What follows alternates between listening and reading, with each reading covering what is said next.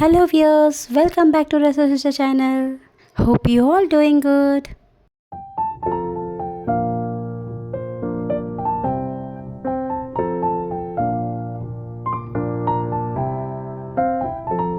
ఈ ఉగాది మేము ఎలా సెలబ్రేట్ చేసుకున్నామో మార్నింగ్ నుంచి అనేది చిన్న చిన్న క్లిప్గా చూపిస్తూ అలాగే ప్రసాదం స్టైల్లో పులిహోర వీడియో కూడా మీతో షేర్ చేసుకుందాం అనుకున్నానండి. అందుకే ఈ వీడియో మేక్ చేశాను. సో మేమైతే మార్నింగ్ ఇంటి ముందు ముగ్గుతో స్టార్ట్ చేసుకొని మామిడాకుల తోరణాలతో బంతిపూల మాలతో గుమ్మాన్ని అందంగా డెకరేట్ చేసుకున్నామండి. ఆ తర్వాత షట్ రుచులతో చేసుకునే ఉగాది స్పెషల్ ఉగాది పచ్చడి తయారు చేసుకొని అది దేవుడికి ప్రసాదంగా పెట్టి చక్కగా పూజ చేసుకున్నామండి. అలాగే ఈరోజు లంచ్లోకి నేను ప్రసాదం స్టైల్లో పులిహోరని కూడా చేసుకున్నానండి. మనం గుడిలో పెడితే ఎంత ఇష్టంగా తింటాము, ఆ టేస్ట్ రావాలని ట్రై చేసా. అది మీతో షేర్ చేసుకుందామని చూపిస్తున్నా. ఇక్కడ ఫస్ట్ అయితే రైస్ అయితే నేను ఒక 2 గ్లాస్ దాకా తీసుకొని దాన్ని చక్కగా బిగువుగా రైస్ కుక్ చేసుకున్నానండి. అంటే మరీ మెత్తగా అవ్వకూడదు పులిహోరకి. సో ఆ తర్వాత రైస్ అంతా ఒక పెద్ద ప్లేట్లో వేసి చల్లార్చుకుంటాం. ఏమాత్రం కొంచెం తడి ఉన్నా అందులో ఆరిపోతుంది. రైస్ వేడిగా ఉంటప్పుడే మనం అందులో కాస్తంత పసుపు, పచ్చిమిర్చి అండ్ ఆయిల్ వేసి కలుపుకుంటామండి. ఈ టైంలోనే సాల్ట్ కూడా యాడ్ చేసుకోవచ్చు. బట్ కొంచెమైనా తడి ఉంటే ఆ రైస్ ఎక్కువ మెత్తగా అయిపోద్ది సాల్ట్ వేసిన వల్ల. అందుకే నేనైతే ఇప్పుడు యాడ్ చేయలేదు.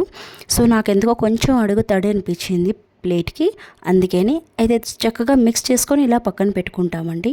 అలాగే చింతపండు కూడాను లెమన్ సైజ్ అంతా నానబెట్టుకొని పక్కన పెట్టుకుంటాము.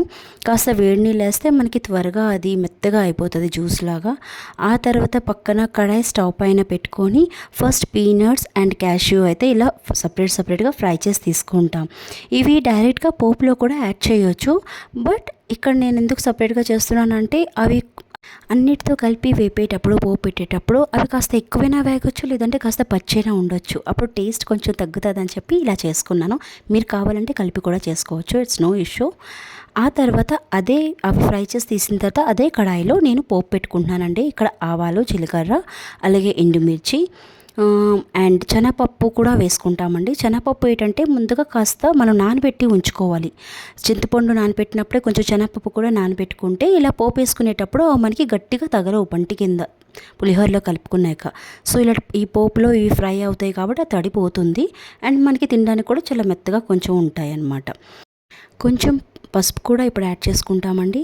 ఆ తర్వాత ఇందాక మనం పక్కన పెట్టుకున్న చింతపండు నానబెట్టుకున్నాం కదండి, అది చింతపండు పిప్పంతా పక్కన తీసేసి స్క్వీజ్ చేసుకొని దానికి వచ్చే జ్యూస్ మాత్రమే యాడ్ చేసుకుంటాం ఇందులో. అది యాడ్ చేసుకున్న తర్వాత ఇందాక ఫ్రై చేసి పక్కన పెట్టుకున్న క్యాష్యూ అండ్ పీనట్స్ కూడా యాడ్ చేసేసుకున్నాము. యాడ్ చేసుకొని చక్కగా కలుపుకుంటాము. ఈ టైంలోనే ఇప్పుడు మనం సాల్ట్ కూడా వేసుకుంటాం. పులుపులో సాల్ట్ వేసేటప్పుడు కొంచెం చూసి వేసుకోవాలండి, ఎందుకంటే మనం రైస్లో కూడా యాడ్ చేస్తాం కదా. సో అందుకని నాది చిన్న స్కూప్ ఉంది కాబట్టి నేనైతే ఇక్కడ 2 స్పూన్స్ దాకా వేసుకున్నాను. ఇంకా దాని మీద ఇంకొంచెం వేసాను. ఆ తర్వాత కర్రీ లీఫ్ కూడా వేసుకుంటామండి. ఎంత ఎక్కువ కర్రీ లీఫ్ వేసుకుంటే అంత బాగుంటుంది, స్మెల్ కూడా బాగుంటుంది పులిహోరలోని. సో అలా వేసి యాడ్ చేసి కలుపుకున్నాక ఇలా చక్కగా కుక్ అవ్వాలి. కుక్ అయ్యి ఆయిల్ సపరేట్ అయ్యేదాకా కుక్ చేసుకుంటామండి. ఆ పులుపుని ఆయిల్ సపరేట్ అవుతుంది అంటప్పుడు మనకు తెలిసిపోతుంది. ఇలాగా మనం చూస్తే కిందన మనకి ఆయిల్ ఇలా సపరేట్గా వస్తుంటుంది, పైకి కూడా తేలుతుంది అనమాట. సో ఆ టైంలోనే గ్యాస్ టర్న్ ఆఫ్ చేసుకొని ఇందాక నేను పక్కన పెట్టుకున్న రైస్ కలిపి పసుపు, గ్రీన్ చిల్లీ అన్నీ వేసి కలిపి పెట్టుకున్న రైస్లో సాల్ట్ కూడా ఇంకొక 2 స్పూన్స్ వేసుకున్నాను.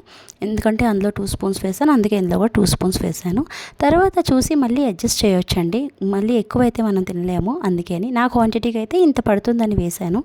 బట్ అంతా మిక్స్ చేసుకున్నాక మనం టేస్ట్ చూసి అడ్జస్ట్ చేసుకోవాలి.